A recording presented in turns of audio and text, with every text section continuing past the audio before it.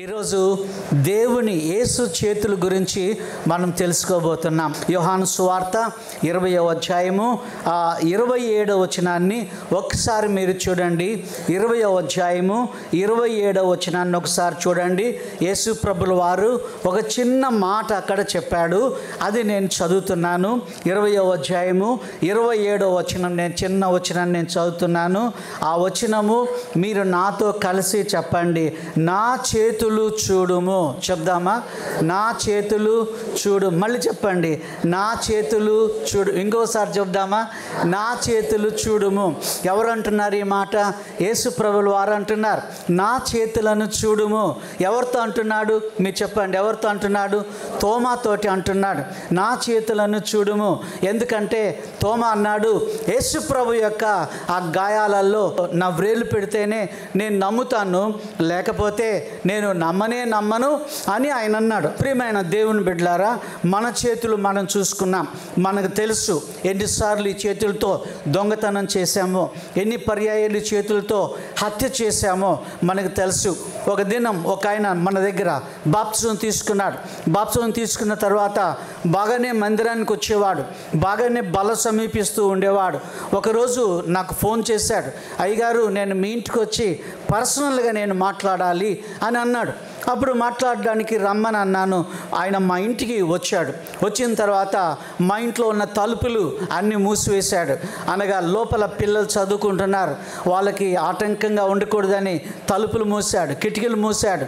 టేబుల్కి నాకు ఎదురుగా కూర్చొని అంటున్నాడు, ఈ చేతులతో నేను తప్పుదం చేశాను అని అన్నాడు. ఏం చేశావంటే, ఆస్తి నిమిత్తమని మా మేనత్త గారిని ఈ చేతులతో ఒక పిల్లో పెట్టి ఆమెకు ఊపిరి ఆడకుండా నేను చేశాను. యేసు ప్రభు ఈ నా చేతులతో నేను చేసిన తప్పును క్షమిస్తాడా అని ఆయన అన్నాడు. నిజంగా నీవు ఒకవేళ దేవుణ్ణి అడిగితే దేవుడు తప్పకుండా క్షమిస్తాడని నేను ఆయన చెప్పాను. తర్వాత అన్నాడు, నేను మా ఊరు వెళ్తాను, నా చేతులతో నేను తప్పు చేశానని అందరితో ఒప్పుకుంటాను అన్నాడు. వెస్ట్ గోదావరి, ఈస్ట్ గోదావరి ఎక్కడి నుండో ఆయన వచ్చాడు.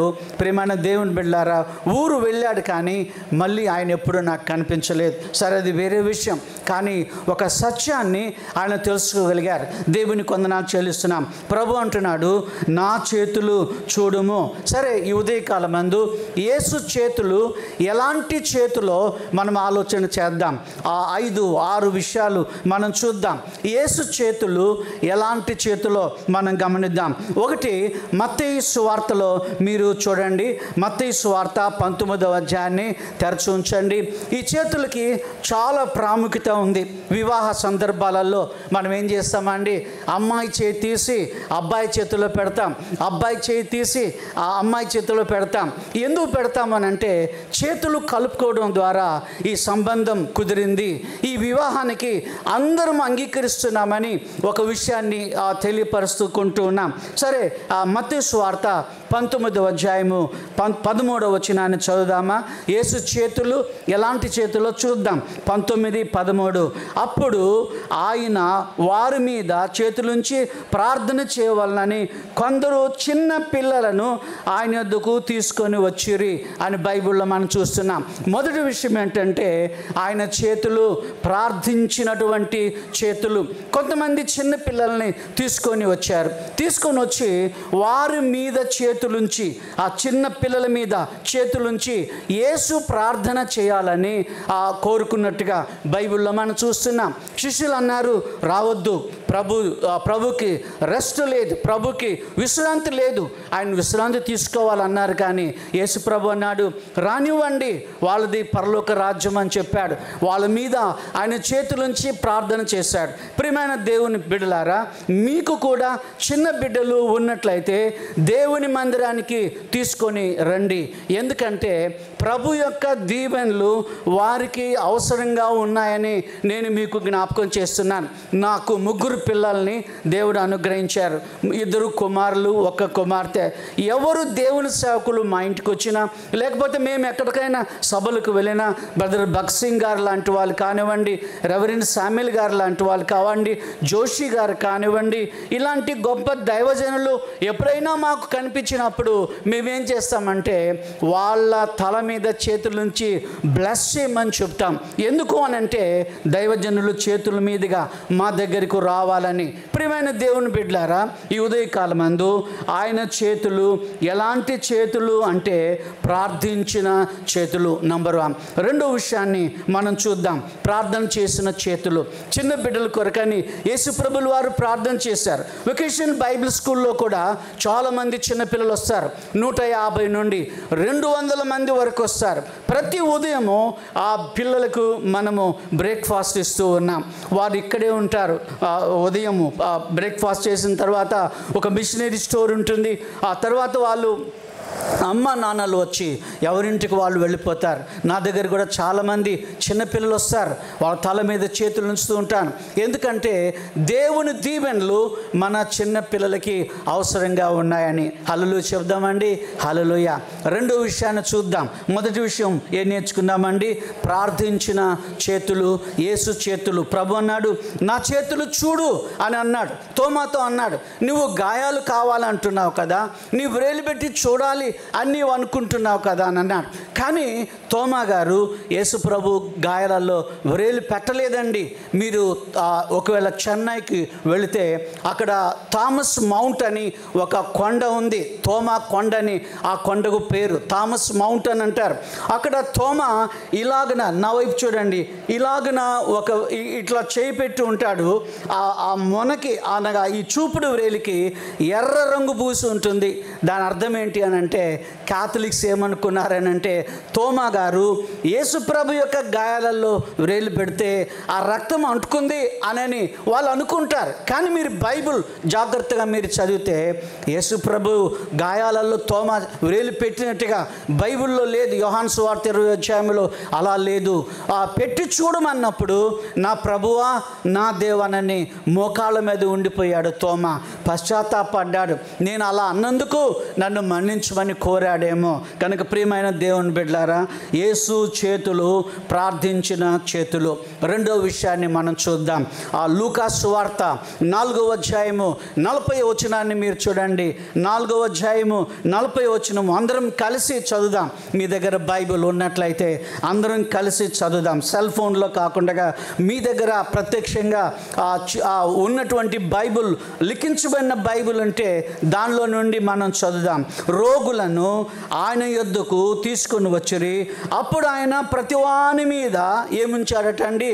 చేతులుంచి వారిని స్వస్థపరచెను. నేను చెప్పాక మీరు చెప్పండి. రోగులను ఆయన యొద్దకు తీసుకొని వచ్చిరి. అప్పుడు ఆయన ప్రతివాని మీద చేతులుంచి వారిని స్వస్థపరచెను. ఒకటి యేసు చేతులు ఏం నేర్చుకున్నామండి? ప్రార్థించిన చేతులు. మళ్ళీ చెప్దాం, ఏ చేతులు? ప్రార్థించిన చేతులు. రెండవది యేసు చేతులు స్వస్థపరిచినటువంటి చేతులు అయి ఉన్నాయి. ఆయన బాగు చేసినటువంటి చేతులు అయి ఉన్నాయి. ఈ దినాన్ని కూడా మనం ప్రభువా ఇదిగో గుడ్డివాడు నీ దగ్గర వచ్చినప్పుడు ఉమ్మి పెట్టి బాగు చేశారు. ప్రభువా నీ చెయ్యి అదృశ్యంగా నా పిల్లల మీద ఉంచుమని మీరు ఒకవేళ ప్రార్థన చేస్తే దేవుడు తప్పనిసరిగా, మొన్న ఈ మధ్య పోయిన వారంలో ఒక తల్లి ఫోన్ చేసింది. పాపకు ముక్కుల నుండి బ్లడ్ వస్తుంది, పాస్టర్ గారు ప్రార్థన చేయండి అని అన్నారు. నేను ఏ పని చేస్తున్నా కూడా దేవా ఆ బిడ్డకు ఆ ముక్కుల నుండి రక్తం వస్తుందని వింటున్నాను, మీరే అరికట్టండి, మీరే బాగు చేయండి. రాత్రి అదే కలవరింత, పగలపూట కూడా అదే ప్రార్థన. దేవుడు బాగు చేసే దేవుడిగా ఉన్నారు. మనం ఎక్కడికో వెళ్ళని అవసరం లేదు. మనమున్న స్థలంలోనే ప్రభువా నా తల మీద మీ చేయి పెట్టండి ప్రభువా, నా భుజం మీద మీ చేయి పెట్టండి ప్రభువా, ఎక్కడ నొప్పిగా ఉందో ఆ స్థలంలో ప్రభువా మీ దక్షిణాస్తాన్ని, మీ కుడి హస్తాన్ని ఉంచి నన్ను బాగు చేయమని అంటే ప్రభు తప్పనిసరిగా బాగు చేసే దేవుడై నేనేం చేస్తానంటే ఇక్కడ నొప్పిగా ఉంటే కొద్దిసేపు ఇక్కడ నా చేయి పెట్టుకుంటాను. ఎక్కడ నొప్పిగా ఉన్నా సరే ప్రభువా ఈ స్థలంలో నొప్పి ఉంది బాగు చేయమని దేవుణ్ణి అడుగుతాను. అలాగునే ఆయన బాగు చేసే గొప్ప ప్రభువుగా ఉన్నారు. నేను ఒక సభలో కూర్చొని ఉన్నాను. చాలామంది, వందల మంది ఆ సభలో ఉన్నారు. ఈ భుజం నొప్పిగా ఉంది, నేను నిలబడాలి, నేను అక్కడ నిల్చోవాలి, కొంత సమయం నిల్చోవాలి. ఈ నొప్పితో నేను నిల్చోలేను కదా. నేను ఆ స్టేజ్ మీద కూర్చొని మెల్లగా ప్రార్థన చేశాను. ప్రభువా నేను నిలబడవలసి ఉంది, నన్ను బాగు చేయండి. ఇక్కడ చేయబెట్టుకొని ఒక క్షణం నేను ప్రార్థన చేశాను. మీరు నమ్మండి, దేవుని మందిరంలో ఉండి చెప్తున్నాను, మరు క్షణము ఆ నొప్పి పోయింది. హల్లెలూయా చెప్దామా? హల్లెలూయా. దేవుని వందనాలు చెల్లిస్తున్నాము. స్వస్థపరిచిన చేతులు మొదటి విషయమే నేర్చుకున్నామండి. ప్రార్థన చేసిన చేతులు, రెండవది స్వస్థపరిచినటువంటి చేతులు, మూడవది మనం చూద్దాం ఆయన చేతులు. మూడవది ఏం నేర్చుకుంటున్నామంటే 22వ కీర్తన 16వ వచనములో నేను చెప్పిన తర్వాత మీరు కూడా చెప్పండి. వారు నా చేతులను నా పాదములను పొడిచి ఉన్నారు. అప్పటికి ఇంకా కల్వరిలో యేసు ప్రభువులు వారు చనిపోలేదు. కానీ దావీదుకు ఒక దర్శనం కలిగింది. కల్వరి గురించినటువంటి దర్శనము, ఒక విజన్ కింగ్ డేవిడ్కి కలిగింది. దావీదు ప్రవక్త అని బైబిల్లో రాయబడి ఉంది. యెషయా ఎలాగు ప్రవక్తో, ఇర్మియా ఎలాగు ప్రవక్తో, డేవిడ్ కూడా ప్రవక్త అని బైబిల్లో ఉంది. దేవుడు ఒక 7,000 సంవత్సరాలకి ముందుకు దావీదుని తీసుకెళ్ళాడు. కల్వరిలో యేసు ప్రభుల వారిని చూపించాడు. ఆయన చేతుల్లో గాయములు, ఆయన కాళ్ళల్లో గాయములను దేవుడు చూపించాడు. యేసు ప్రభు వేలాడుతూ ఉన్నట్టుగా చూపించారు. ఈ 22వ కీర్తనని ఒక మాట చెప్పుకుంటాం ఏంటంటే, ఇది జంతు ప్రదర్శనశాలగా ఉంది. 22వ కీర్తన జంతు ప్రదర్శనశాలగా ఉంది. సాతాను యొక్క జంతు ప్రదర్శనశాల. అక్కడ 4-5 క్రూర జంతువులు, 4-5 మృగములు కనపడతా ఉన్నాయి. వృషభములు అక్కడ ఉన్నాయి ఒకటి. రెండవది సింహము అక్కడ ఉంది. మూడవది కుక్కలు, జాగిలాలు అక్కడ ఉన్నాయి. ఈ జాగిలాల మధ్యలో, ఈ సింహముల మధ్యలో, ఈ వృషభముల మధ్యలో ఎవరు వేలాడుతున్నారండి? చెప్పండి, ఎవరు వేలాడుతున్నారు? యేసు ప్రభు వేలాడుతున్నారు. ఆయన చేతుల్లో గాయాలు ఉన్నాయి, ఆయన ప్రక్కలో గాయం ఉంది, ఆయన కాళ్ళల్లో గాయాలు కనపడుతున్నాయి. యేసు ప్రభు ఎలా ఉన్నాడు అనంటే ఆయన పురుగులాగా ఉన్నాడు, చిన్న పురుగు. చూడండి, ఎవరైనా మన శత్రువులు కనబడితే కోపంతో మనం ఏమంటాం? అరే నిన్ను పురుగును చంపినట్టుగా చంపుతాను అంటాం కదండి. అవును, పురుగు. యేసు ప్రభులు వారు పురుగు. గమనించారా? ఆ వృషభముల మధ్యలో పురుగుగా ఉన్నాడు, సింహముల మధ్యలో పురుగుగా ఉన్నాడు, కుక్కల మధ్యలో ఆయన పురుగుగా ఉన్నాడు, ఒక స్వల్పమైన వాడుగా ఉన్నాడు. అయితే ఈ సింహాలన్నీ కలిసి పురుగును నవిలి పాడేయచ్చు, లేకపోతే నలిపి పాడవేయచ్చు. కానీ ఆ పురుగును పట్టుకున్న వాడెవరు అని అంటే యెహోవా దేవుడు ఆ పురుగును పట్టుకున్నాడు. చిన్నదే కానీ ఆ పురుగును దేవుడు పట్టుకున్నాడు. దేవుని పురుగుగా ఉన్నాడు. ప్రియమైన దేవుని బిడ్డలారా, పురుగు వంటి యాకోబు స్వల్ప జనమగు ఇశ్రాయేలు అని అన్నాడు దేవుడు. యాకోబు పురుగు లాంటి వాడే, యేసు ప్రభుల వారు కూడా పురుగు లాంటి వాడే. కానీ ఆ పురుగును పట్టుకున్నది ఎవరు అని అంటే ఈ సృష్టికర్త అయినటువంటి దేవుడు. ఆ ఒక్క పురుగు వృషభములను చంపగలుగుతారు, ఆ ఒక్క పురుగు సింహములను చంపగలుగుతుంది, ఆ ఒక్క పురుగు ప్రియమైన బిడ్డలారా కుక్కలను నలిపివేయగలుగుతుంది. ఆ దేవుని వాక్యములో మనం చూస్తూ ఉన్నాము. ఆయన కల్వరిలో ఆయన చేతులు పొడవబడిన చేతులుగా ఉన్నాయి. మొదటి విషయం ఏం నేర్చుకున్నామండి? ప్రార్థించిన చేతులు. రెండవ చేతులు ఏం నేర్చుకున్నాం? స్వస్థపరిచినటువంటి చేతులు. ఆయన రోగుల మీద చేయి ఉంచి ఆయన ప్రార్థన చేసినట్టుగా బైబిల్ గ్రంథంలో మనం చూస్తున్నాం. మూడవది పొడవబడినటువంటి చేతులుగా ఉన్నాయి ఆయన చేతులు.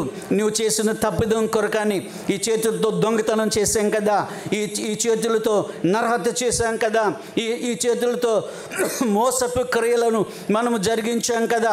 అందుకే ప్రియమైన దేవుని బిడ్డలారా, ఆయన చేతుల్లో గాయాలు, నీ కొరకని ఆయన చేతుల్లో గాయాలు, నువ్వు కాళ్ళతో చేసిన తప్పుల కోసమని ప్రియమైన దేవుని బిడ్డలారా ఆయన కాళ్ళలో గాయములు పెట్టినట్టుగా బైబిల్లో మనం చూస్తున్నాం.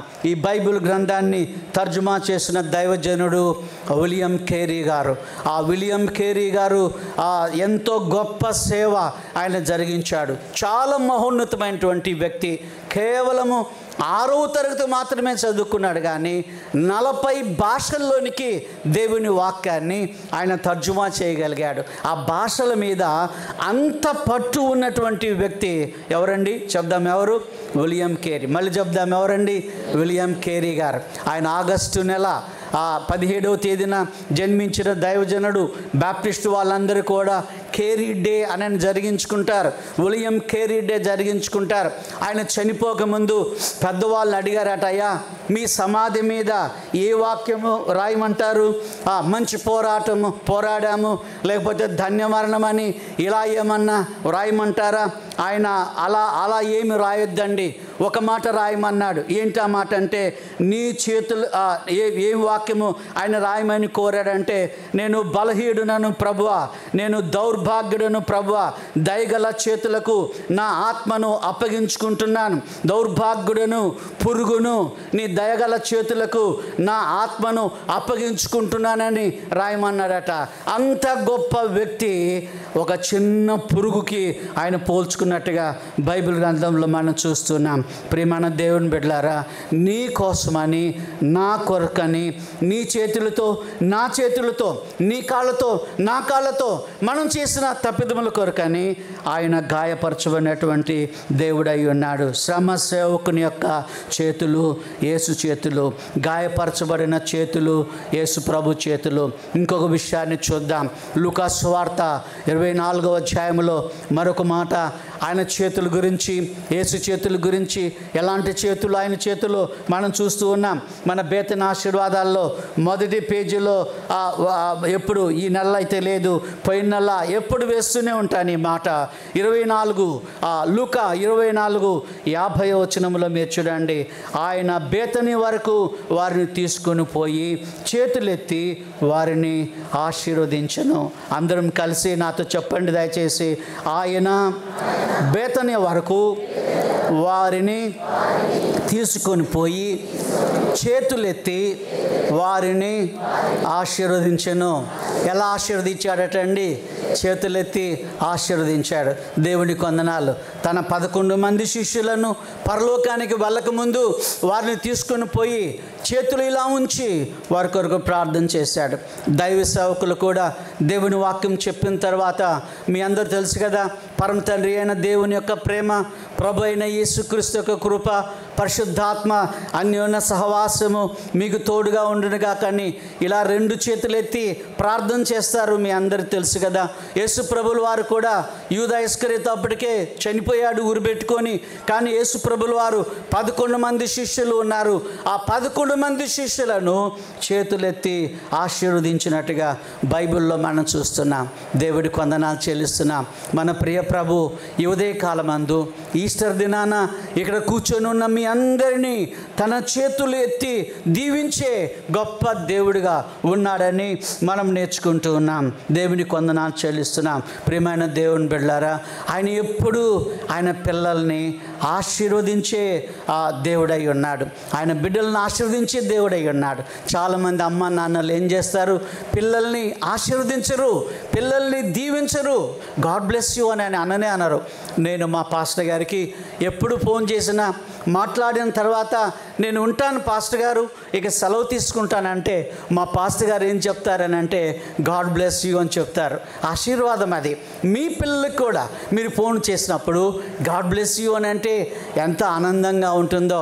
కొంతమంది ఎప్పుడు పిల్లల్ని శపిస్తూనే ఉంటారు, దీవించరు, ఎన్నడూ కూడా దీవించరు. ప్రియమైన దేవుని బిడ్డలారా, మీ పిల్లల్ని ఎప్పుడు కూడా శపించొద్దండి. ఎందుకంటే వాళ్ళు దేవుడు మనకు అనుగ్రహించినటువంటి బహుమానాలుగా ఉన్నారని నేను మీకు జ్ఞాపకం చేస్తూ ఉన్నాను. పిల్లల్ని ఎప్పుడు శపించొద్దండి. ఎందుకంటే అమ్మ నాలుకకు శక్తి ఉంది, నాయన నాలుకకు శక్తి ఉంది. ఒకవేళ నువ్వు రక్షింపబడిన వాడువైనా, రక్షణ లేనటువంటి వాడువైనా సరే, ఎప్పుడు నీ తమ్ముని కానివ్వండి, నీ చెల్లిని కానివ్వండి, నీ కుమారులను కానివ్వండి, నీ కుమార్తెలు కానివ్వండి, ఎప్పుడు శపించవద్దు. మొన్న మేము ఒక ఇంటికి వెళ్ళాం. వాళ్ళ అబ్బాయికి ఏదో ప్రార్థన చేయమని కోరారు. అమ్మ నాన్నలు ప్రార్థన చేసి వచ్చి కారులో కూర్చున్నాం. వాళ్ళ అమ్మ నాన్నలు డోర్ దగ్గర వచ్చి అంటున్నారు, మా అబ్బాయి పెద్ద రౌడీ అని. చిన్నోడే, వాడు ఏదో 7వ తరగతి 10వ తరగతి చదువుతూ ఉన్నాడు. మా అబ్బాయి పెద్ద రౌడీ. నేను పాస్టర్ మనం అలా అనొద్దండి దయచేసి. ఎందుకంటే మన నాలుకకు ఏముందండి? శక్తి ఉంది. చెప్పండి, ఏముందండి? శక్తి ఉంది. అందుకే నిజంగానే మీరు అన్నట్టుగానే జరిగితే మీరు తట్టుకోగలుగుతారా? మీ పిల్లలు రౌడీలు అయితే మీరు తట్టుకోగలుగుతారా? మీ పిల్లలు దొంగలైతే మీరు తట్టుకోగలుగుతారా? లేదే. అందుకే చిన్నతనం నుండి కూడాను వాళ్ళను ఎంత మాత్రం కూడా దీవించు. కొంతమంది తల్లులు ఏం చేస్తారు? అన్నము కుక్కుతూ ఉంటారు నోట్లో. వాళ్ళు వద్దో మొర్రో అంటున్నా కూడా ఈ అన్నం నోట్లో పెడతా ఉంటారు. యేసయ్య కొడతాడు తినకపోతే. వాళ్ళకి ఏమని పడుతుంది మనసులో? యేసుప్రభు అంటే ఎవరు? కొట్టేవాడు. చెప్పండి, ఎవరు? కొట్టేవాడు. యేసు ప్రభు కొట్టేవాడు. దెయ్యం వస్తుంది నిన్ను మింగుతుంది అని అంటారు కదండి. దెయ్యం గురించి ఎవరు చెప్తున్నారు? అమ్మనే చెప్తా ఉంది దెయ్యం గురించి, నాన్నే చెప్తున్నాడు శాపాల గురించి. కనుక పిల్లల్ని ఎప్పుడు కూడా శపించవద్దని ప్రభు నామపేట మనం చేస్తూ ఉన్నాను. ఆయన ఆశీర్వదించినటువంటి చేతులు కలిగినటువంటి దేవుడై ఉన్నాడు. ఆది కాండంలో 12వ అధ్యాయంలో అబ్రహాముకు 7 విధాలైనటువంటి ఆశీర్వాదాలు దేవుడు ప్రసాదించాడు. నిన్ను గొప్ప జనంగా చేస్తాను, నిన్ను నేను ఆశీర్వదిస్తాను, నీవు అనేకులకు దీవెనకరంగా ఉంటావని 7 దీవెనలు అబ్రహాముకు దేవుడిచ్చాడు. ఈ రోజున అబ్రహాము 3 జనాంగాలకి గొప్ప వ్యక్తిగా ఉన్నాడు. క్రైస్తవులు అబ్రహాము యందు నమ్మిక ఉంచుతారు, ముస్లింలు అబ్రహాము యందు విశ్వాసం ఉంచుతారు. అలాగున్నే ప్రియమైన బిడ్డలారా, యూదులు కూడా అబ్రహామునందు విశ్వాసం ఉంచుతారు. వీళ్ళందరికీ అబ్రహాము ఎవరో బాగా తెలిసినటువంటి వాడిగా ఉన్నాడు. దేవుని వందనాలు చెల్లిస్తున్నాం. ఆయన కొండ దగ్గరికి వారిని తీసుకొని పోయి, ఆయన బేతని వరకు వారిని తీసుకొని పోయి వారిని చేతులెత్తి ఆశీర్వదించెను అని బైబిల్లో మనం చూస్తున్నాం. ప్రియమైన దేవుని బిడ్డలారా, పెద్దల ఆశీర్వాదాన్ని తీసుకునండి. నాన్నమ్మలు అమ్మమ్మలు మీ ఇంట్లో ఉండి ఉండొచ్చు. వాళ్ళ దీవెనలు ఆశీర్వాదాలు మనకు గొప్పగా ఉంటాయని ప్రభు నామపేట మనం చేస్తున్నాను. 5వ సంగతిని మనం చూద్దాం. మొదటి విషయము ఏం నేర్చుకున్నామండి? ఆయన చేతులు ప్రార్థించిన చేతులు. 2వది ఆయన చేతులు స్వస్థపరిచినటువంటి చేతులు. 3వది ఆయన చేతులు పొడవబడినటువంటి చేతులు. 4వది ఆయన చేతులు ఆశీర్వదించినటువంటి చేతులుగా ఉన్నాయి. ఈ ఉదయకాలమందు ఈస్టర్ రోజున నిన్ను నన్ను ఆశీర్వదించే దేవుడు రాబోయే రోజులలో నీ కుటుంబాన్ని నీ పిల్లల్ని ఆశీర్వదించే దేవుడని మనం నేర్చుకుంటూ ఉన్నాం. 5వ విషయాన్ని మనం చూద్దాం. 5వ సంగతిని యోహాను సువార్త 13వ అధ్యాయము 5వ వచనంలో మీరు చూడండి. యేసు ప్రభుల వారు శిష్యుల పాదములు కడిగినట్టుగా ఇక్కడ సందర్భము వ్రాయబడి ఉంది. తన శిష్యుల పాదాలు కడిగాడు. ఎంత విధేయత చూడండి. సృష్టికర్త అయినటువంటి దేవుడు, ఆ లోకమును సృజించినటువంటి గొప్ప భగవంతుడు, ఆయన తన శిష్యుల పాదాలు ఆయన కడుగుతూ ఉన్నట్టుగా బైబిల్లో చూస్తున్నాం. చూడండి 13:5లో, అంతటా పల్లెములో నీళ్లు పోసి శిష్యుల పాదములు కడుగుటకు తాను కట్టుకొని ఉన్న తువాలుతో తుడుచుటకును మొదలు పెట్టెను అని బైబిల్ చెప్తా ఉంది. మళ్ళీ చెప్దామండి. అంతటా పల్లెములో నీళ్లు పోసి శిష్యుల పాదములు కడుగుటకును తాను కట్టుకొని ఉన్న తువాలుతో తుడుచుటకును మొదలు పెట్టెను. హల్లెలూయా చెప్దామా? హల్లెలూయా. ఆయన చేతులు పరిచర్య చేసినటువంటి చేతులుగా ఉన్నాయి. దేవుని వందనాలు. శిష్యుల పాదములు కడిగిన చేతులుగా ఉన్నాయి. మనం కూడా దేవుని మందిరానికి వచ్చినప్పుడు పరిచర్య చేసే చేతులుగా ఉండాలి. బల్ల విషయమో పరిచర్య, బెంచుల విషయమో పరిచర్య, పాటల విషయమో పరిచర్య, నీ చేతులతో ఏదైనా ఒక పని ఇక్కడ ఉండి చేస్తే అది గొప్ప ఆశీర్వాదం. నేను షికాగోలో ఒక అంకుల్ గారిని కలుసుకున్నాను. ఆయన పెద్ద ఇల్లు ఒకటి నిర్మించుకున్నాడు. పిల్లలందరూ దీవించబడ్డారు. నేను ఆయనతో మాట్లాడేటప్పుడు ఆయన ఒక మాట అన్నాడు. మా నాన్నమ్మ గారు వృద్ధాప్యంలో ఉంటుండేది. నాకు ఒక తడి బట్ట ఇచ్చి చర్చికి వెళ్ళి బెంచీలన్నీ తడి బట్టతో తుడిచిరా, తర్వాత నీకు నేను చద్దన్నం పెడతానని ఆ నానమ్మ చెప్పినప్పుడు ఆ పిల్లవాడు తడిబట్ట తీసుకొని స్నానం చేసుకొని తడిబట్ట తీసుకొని దేవుని మందిరానికి వెళ్ళి బెంచీలన్నీ తుడిచి ఆయన ఇంటికి వచ్చిన తర్వాత వాళ్ళ నానమ్మ పెరుగన్నము పచ్చడి పెడతా ఉండేదట. అమెరికా దేశానికి ఆయన వెళ్ళాడు. ఆయన గొప్పగా దీవించబడ్డారు. పిల్లలందరూ కూడా ఉన్నత పదవుల్లో ఉన్నారు. చాలా ఆస్తిపరుడైన నేను గమనించగలిగాను. ఆయన చెప్తున్నాడు, ఈ చేతులతో నేను పరిచర్య చేశాను అని అంటున్నాడు. ఈ చేతులతో నేను పరిచర్య చేశాను. మరి నీ చేతులు ఏదైనా ఒక పని జరిగిస్తున్నాయా? మేము ఒకసారి ఆంధ్ర ప్రాంతానికి కారులో వెళ్తూ ఉన్నాం. నాగార్జున సాగర్ వచ్చింది. నాగార్జున సాగర్లో ఇలా ఎంటర్ అవుతూ ఉన్నాం. బాప్టిస్ట్ చర్చ్ అని ఒక బోర్డు కనపడింది. బాప్టిస్ట్ చర్చ్ అని బోర్డు కనబడితే ఆ లోపలికి వెళ్ళాం. లోపలికి వెళితే ఒక 2 భార్యాభర్తలు, ఆ 2 పిల్లలు చీపుర్లు పట్టుకొని సర్ఫ్ వేసి చర్చి అంతా శుభ్రంగా కడుగుతూ ఉన్నారు. నేను అడిగాను ఆయన్ని, ఎవరండి మీరు చర్చి అంతా కడుగుతున్నారు? మేము నారాయణగూడ బాప్టిస్ట్ చర్చ్ నుండి వచ్చాం అని మమ్మల్ని మేము పరిచయం చేసుకున్నాం. వారు అన్నారు, మీరు తెలుసయ్యా, నాకు మీ పేరు నాకు తెలుసు అని అన్నారు. మంచి సంతోషం. వాళ్ళను మేము పరిచయం చేసుకుంటున్నాం. మీరు ఎవరండి? ఆయన అంటున్నాడు, నేను ఈ చర్చ్ ప్రెసిడెంట్ గారిని, ఈవిడ నా భార్య, వీళ్ళిద్దరూ మా అమ్మాయిలు. కనుక మేము ఈ చర్చి అంతా ప్రతి శనివారం సర్ఫ్ పెట్టి నీళ్లు పోసి చక్కగా తుడుస్తూ ఉంటామండి అని చెప్పారు. గాడ్ బ్లెస్ యూ అండి అని అన్నారు. చేతులు ఏం చేసే చేతులు అండి చెప్దామా? ఏం చేసే చేతులు? పరిచర్య చేసే చేతులు. యేసు ప్రభు చేతులు పరిశుద్ధమైనటువంటి చేతులు. ఆయన సృష్టికర్త అయినటువంటి దేవుని చేతులు. అయినా కూడా ఆయన పాదములు కడిగినట్లుగా తుడిచినట్టుగా బైబిల్లో మనం చూస్తున్నాం. 6వ సంగతిని చూద్దాం. యోహాను సువార్త 10వ అధ్యాయము 28వ వచనములో చూడండి. 6వ సంగతి ఉంది. నేను త్వరగా ముగిస్తాను. 6వ విషయం 10:28. మీరు కూడా నాతో కలిసి మీ బైబిల్లో చదవండి. ఎవడును వాటిని నా చేతుల్లో నుండి అపహరింపడు. నేను చెప్పాక చెప్తారా? ఎవడును వాటిని నా చేతుల్లో నుండి అపహరింపడు అంటే దొంగిలించడనే అర్థం ఇక్కడ ఉంది. ఎవరు కూడా నా గొర్రెలను ఎవరు కూడా దొంగిలించలేరు అని చెప్తున్నాడు. ఒకవేళ అలా దొంగిలించాలనుకుంటే నా ప్రాణం పోయిన తర్వాతనే వాటిని దొంగిలించాలని ఆయన చెప్తున్నాడు. ప్రియమైన దేవుని బిడ్డలారా, సురక్షితమైనటువంటి చేతులు ఆయన చేతులు, సురక్షితమైనటువంటి చేతులు. ఆ చేతుల్లో నుండి మనలను ఎవరూ దొంగిలించలేరు అంటున్నాడు యేసుప్రభు. జీతగాడే, కానీ నేను జీతగాన్ని కాదు. నేను జీతం పుచ్చుకోవడం లేదు. నేను లోకరక్షకుణ్ణి. నేను దేవుణ్ణి అయి ఉన్నాను. నా గొర్రెలు ఒకవేళ 100 గొర్రెలు నా దొడ్డులో ఉంటే, నా శాలలో ఉంటే వాటిని ఎవరు దొంగిలించలేరని ఆ యేసుప్రభుల వారు ఆయన చెప్తా ఉన్నారు. దేవుడి కొందనాలు చెల్లిస్తున్నాం. ఆయన చేతులు ప్రార్థించే చేతులని మనం నేర్చుకున్నాం. ఆయన చేతులు స్వస్థపరిచిన చేతులని నేర్చుకున్నాం. ఆయన చేతులు పొడవబడిన చేతులని నేర్చుకున్నాం. ఆయన చేతులు ఆశీర్వదించినటువంటి చేతులని మనం నేర్చుకున్నాం. ఆయన చేతులు పరిచర్య చేసినటువంటి చేతులు, పనులు చేసినటువంటి చేతులు, కడిగినటువంటి చేతులని మనం నేర్చుకున్నాం. 6వది సురక్షితమైన చేతులు. ఆయన చేతుల్లో మనం ఉంటే మనల్ని ఎవరు దొంగిలించలేరు.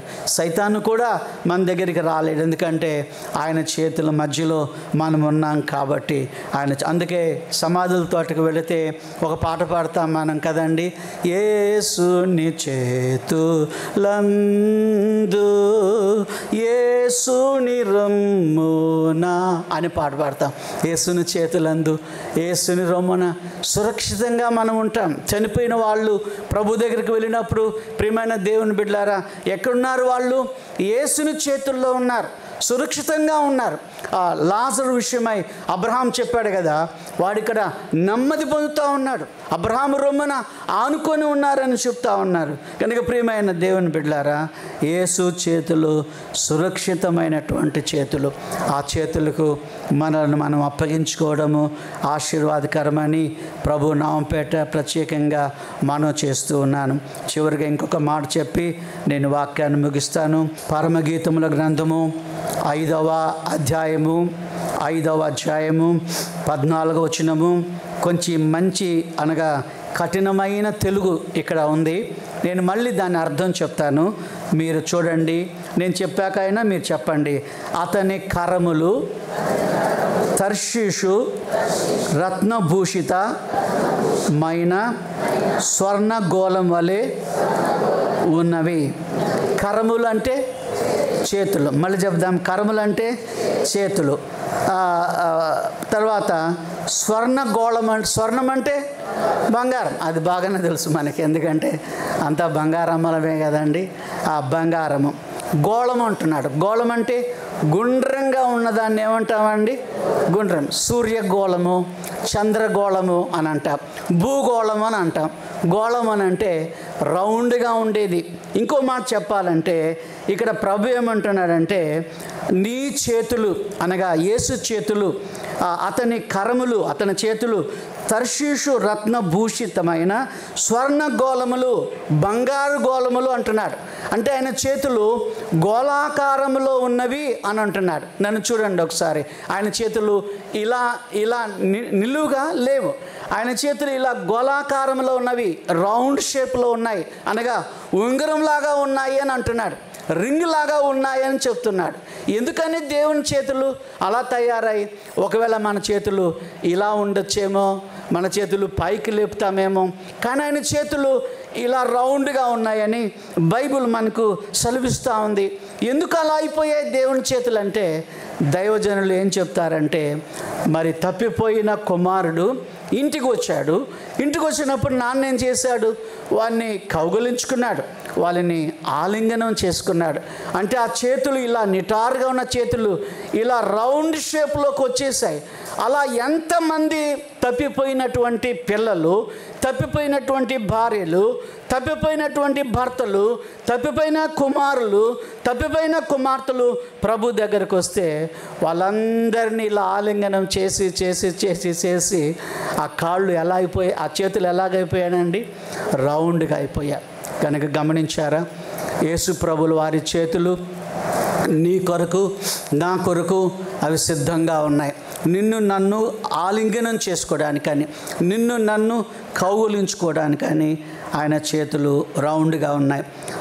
కింగ్ జేమ్స్ వర్షన్లో నేను ఈ మాటకు అర్థం చూశాను. ఇంగ్లీష్ బైబిల్లో his hands are gold rings అని ఉంది, యాజ్ గోల్డ్ రింగ్స్ అని ఉంది. గోల్డ్ రింగ్ లాగా ఉన్నాయి ఆయన చేతులని దీని అర్థం. అనగా బంగారు రింగు లాగా. రింగ్ ఎలా ఉంటుంది? రౌండ్గా ఉంటుంది కదా. అలాగున్న ఆయన చేతులు ఒక రింగులాగా గుండ్రంగా ఉన్నాయని చెప్తా ఉన్నారు. దేవునికి వందనాలు చెల్లిస్తున్నాం. ఆయన చేతులు ప్రార్థించే చేతులు, ఆయన చేతులు బ్లెస్ చేసే చేతులు, ఆయన చేతులు పాదములు కడిగినటువంటి చేతులు, సురక్షితమైనటువంటి చేతులు. ఆ చేతుల్లో నుండి ఎవరిని కూడాను మనల్ని దొంగిలించలేరు. ఆయన చేతులు పెద్ద చేతులు. ఒకసారి ఒక అమ్మాయి బర్త్డే రోజున ఒక షాప్ దగ్గరికి వెళ్ళి చాక్లెట్ కావాలని పాపం ₹1 ఏమో ఇచ్చింది. షాప్ కీపరు అమ్మాయిని చూసి చాలా చక్కగా ఉంది పాప అనుకున్నాడు. అమ్మ, ₹1కి 2 చాక్లెట్లు 3 చాక్లెట్లు వస్తాయి, కానీ నువ్వు చేయబెట్టి ఈ చాక్లెట్ డబ్బాలో నీ చేయబెట్టి తీసుకో అని అన్నాడట. తీసుకో అంటే, లేదు అంకుల్ నేను తీసుకోను, నువ్వు ఇవ్వమని అన్నారట. ఆయన ఏం చేశాడు? గుప్పిలి విప్పి ఇన్ని చాక్లెట్లు, సుమారు ఒక 10-15 చాక్లెట్లు అమ్మాయికి ఇస్తే అమ్మాయిని అడిగాడు, నాన్న నేను తీసుకోమంటే నువ్వు తీసుకోలేదు, ఎందుకని నన్ను ఇమ్మన్నా అడిగావంటే? నేను తీసుకుంటే నాది బుడ్డ చేతులు 2-3 వస్తాయి అంకుల్, నీ చేతులు పెద్ద చేతులు, అందుకని నీ చేతులు అయితే 10-15 వస్తాయని. నిజంగానే 10-15 చాక్లెట్లు వచ్చాయి. చూడండి, మన చేతులు చిన్న చేతులు, చిన్న వాటిని మనం పుచ్చుకోగలుగుతాం, కానీ దేవుని చేతులు పెద్ద చేతులు. ప్రభువా నీవే ఇమ్మంటే ఒకటి కాదు, ఆయన 10 ఇచ్చే దేవుడై ఉన్నాడు. ఒక మాట చెప్పి నేను ముగిస్తాను. హల్లెలూయా చెప్దామా? ఒకసారి హల్లెలూయా గట్టిగా చెప్దామా? అలా ఒకసారి చప్పళ్ళు కొడదామా? దేవునికి వందనాలు తెలియపరుద్దాం. ఫ్రాన్స్ దేశంలో ఒక రాజుగారు ఏం చేశారంటే, జీసస్ పెద్ద ప్రతిమను తయారు చేశాడు. మంచి చేతులు, మంచి కాళ్ళు, మంచి కన్నులు, మంచి తల, మంచి ఒక ప్రతిమను వారు తయారు చేశారు. యుద్ధ భూమిలో బాంబులు పడినందువలన అది చిన్న భిన్నమైపోయింది. ఆ ప్రతిమ చిన్న భిన్నమైపోయింది. ప్రియమైన బిడ్డలారా, ఆ చేతులు నలిగిపోయాయి, ఆ చేతులు విరిగిపోయాయి. తల కొంచెం దెబ్బతినింది, కాళ్ళు కూడా దెబ్బతినింది. ఎవరైతే ఆ శిల్పాన్ని చెక్కాడో, ఆ శిల్పాన్ని చేశాడో, ఆ శిల్పిని రాజుగారు పిలిపించి, ఎంత డబ్బు కావాలన్నా నేను నీకు ఇస్తాను, ఆయన చేతులు నువ్వు సరిచేయి, ఆయన కాళ్ళు నువ్వు సరిచేయి, ఎలా చేస్తావో నాకు తెలియదు, ఆయన తల మామూలు తల కావాలి, ఆయన చేతులు మామూలు చేతులు కావాలని రాజుగారు చెప్పి చాలా డబ్బు ఇస్తానని ఆశ పెట్టాడు. పాపం ఆ శిల్పి చాలా దినాలు ప్రయత్నం చేసి నెలల తరబడి ప్రయత్నాలు చేస్తున్నాడు, కానీ ఇవన్నీ సరిగా రావడం లేదు, కాళ్ళు సరిగా రావడం లేదు. ఆయన ఒక చిన్న బోర్డు తీసుకొని బోర్డు మీద ఇలా రాశాడు, ఆయన చేతులు నేను సరిచేయలేకపోయాను, ఆయన కాళ్ళు నేను సరిచేయలేకపోయాను, ఆయన కళ్ళు నేను సరిచేయలేకపోయాను, ఎంత ప్రయత్నించినా నా వల్ల కాలేదు, మీరే ఆయన చేతులు, మీరే ఆయన కాళ్ళు, మీరే ఆయన కళ్ళని రాసి అక్కడి నుంచి వెళ్ళిపోయాడు. ఇప్పుడు చెప్దాము, యేసు ప్రభు యొక్క చేతులు ఎవరికి ఇచ్చాడండి? ఆయన మనకి. చెప్దాం, ఎవరికి ఇచ్చారు? మనకి. ఇప్పుడు మనం ఏం చేద్దాం? యేసు ప్రభు లాగా మన చేతులు ఏ చేతులుగా ఉండాలి? ప్రార్థించే చేతులుగా ఉండాలి. యేసు ప్రభు చేతులే ఆయన మనకి ఇచ్చాడు. మన చేతులు స్వస్థపరచడానికి ఈ చేతులు మనము ఉపయోగించుకోవాలి. ఒకవేళ ప్రభు నిమిత్తమని ఎవరైనా మన చేతులు పొడుస్తూ ఉంటే, మన ప్రక్కలో పొడుస్తూ ఉంటే, ప్రభువా నీ నిమిత్తము నేను చిత్రవద చేయబడ్డాను. బ్రదర్ ప్రవీణ్ గారి విషయమై మనమందరం, పగడాల గారి విషయమై మనం విన్నాం కదా. ఒకప్పుడు తాగి చచ్చిపోయారు అంటున్నారు, ఇప్పుడు అలా ఏమీ లేదు అని అంటున్నారు. ఎన్నో గాయాలు ఉన్నాయంటున్నారు. అవన్నీ మన వాళ్ళు అడిగినందుకు తీసుకెళ్ళి జైల్లో పెడతా ఉన్నారు. పర్వాలేదు, సుప్రీంకోర్టు వరకు వెళ్ళి దాని విషయం ఏంటో తేల్చుకోవాలని ప్రజలు పట్టుబట్టి ఉన్నారు. దేవుని కొందనాలు. నీ చేతులు దేవుని యేసుప్రభు యొక్క చేతులు. ఈ చేతులతో ఇతరులను ఆశీర్వదిద్దాం, ఇతరులను మనం దీవిద్దాం. ఈ చేతులతో ప్రభు నిమిత్తమని పరిచర్య చేద్దాం, పరిచర్యలో మనం పాల్గొందాం. అంతేకాకుండా మన ఆశ్రయానికి ఎవరైనా వచ్చినప్పుడు మన చేతులు సురక్షితమైనటువంటి చేతులుగా ఉండాలి, వారిని కాపాడే చేతులుగా ఉండాలని దేవుడు కోరుకుంటున్నాడు. అంత మాత్రమే కాకుండా ఆయన చేతులు గోళాకారంలో ఉన్నాయని నేర్చుకున్నాం, రౌండ్ షేప్లో ఉన్నాయని మనం నేర్చుకున్నాం. ప్రియమైన దేవుని బిడ్డలారా, ఈ ఉదయకాలమందు మన దేవుని మందిరానికి ఎవరైనా ప్రేమతో వచ్చినప్పుడు వారిని మనము ఆలింగనం చేసుకొని ప్రేమతో ప్రక్కన చేర్చుకొని ఆదరించే బిడ్డలమై ఉండాలని ప్రభు నామపేట మనవి చేస్తూ ఉన్నాను. నేను అమెరికా దేశంలో పనిచేస్తూ ఉన్నప్పుడు ఏ చర్చికి వెళ్ళాలి, సాయంకాలము ఏదైనా ఒక ఇంగ్లీష్ చర్చికి వెళ్ళాలి, ముందుగానే ఏ చర్చి బాగుంటుందో అని అప్పటికే ఒక 9-10 చర్చిలు తిరిగాను. కొన్ని బాగున్నాయి, కొన్ని బాగుండమంటే వాక్యం బాగుంది, పాటలు బాగున్నాయి, చాలామంది ఉత్సాహంగా దేవుణ్ణి ఆరాధిస్తున్నారు. ఒక ఆయన నన్ను అడిగాడు, ఇప్పటి వరకు చర్చిలు కనుగొన్నావా?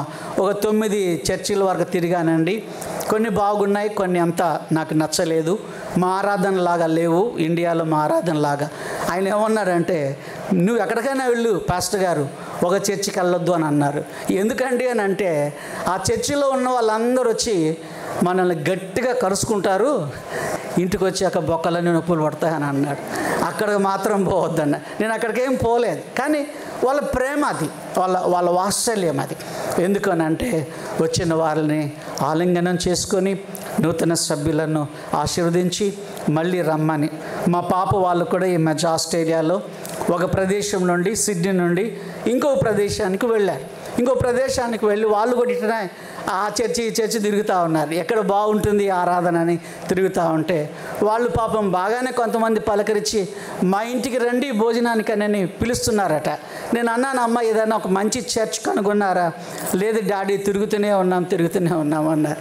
అవును, ఒక మంచి సంఘం చూడండి, మన సిద్ధాంతాలకు సరిపోయే సంఘం చూడండి అని నేను అమ్మాయి వాళ్ళకి చెప్పాను. దేవుని కొందనాలు. ఆరాధించడానికి దేవుడి శ్రేష్టమైన బేతనే సంఘాన్ని ఇచ్చారు. దేవుని కొందనాలు. నా చేతులను చూడుము అని అంటున్నాడు యేసు ప్రభు. నా చేతులను చూడుము. తోమాతో ప్రభు చేతులు ఎలాంటివో ఈ పునరుత్థాన దినమందు చూసాం. దేవునికి వందనాలు చెల్లిస్తున్నాం. తలలో వంచండి, ప్రార్థన చేసుకుందాం. తలలో వంచండి, ప్రార్థన చేసుకుందాం. అటు ఇటు చూడొద్దండి. నీ చేతులను ఒకసారి చూడండి. ప్రభు చేతులే నీ చేతులు. దేవునికి వందనాలు చెల్లిద్దాం. ఆయన చేతులు నీకు ఇచ్చాడు, ఆయన కాళ్ళు నీకు ఇచ్చాడు, ఆయన కన్నులు నీకు ఇచ్చాడు, ఆయన హృదయాన్ని నీకు ఇచ్చాడు. దేవునికి వందనాలు చెల్లిద్దాం. ప్రభుకి స్తోత్రాలు చెల్లిద్దాం. ప్రేమగల తండ్రి, మీకు వందనాలు చెల్లిస్తున్నాం. ఉదయకాలమందు నా చేతులను చూడు అని మీరు తోమాతో చెప్పారు. మీ చేతులను చూసామయ్యా. మీ చేతులు ప్రార్థించిన చేతులు, మీ చేతులు పరిచర్య చేసిన చేతులు, మీ చేతులు ఆశీర్వదించినటువంటి చేతులు, మీకు వందనాలు. మీ చేతులు సురక్షితమైనటువంటి చేతులు, మీకు వందనాలు చెల్లిస్తున్నాం. ఉదయకాలమందు వాక్యం ద్వారా మాట్లాడినందుకే మీకే వందనాలు, స్తోత్రాలు, స్తుతులు చెల్లిస్తూ యేసు నామం బట్టి అడుచున్నాం తండ్రి. ఆమెన్. ఆమెన్ అని మళ్ళీ చెప్దామండి.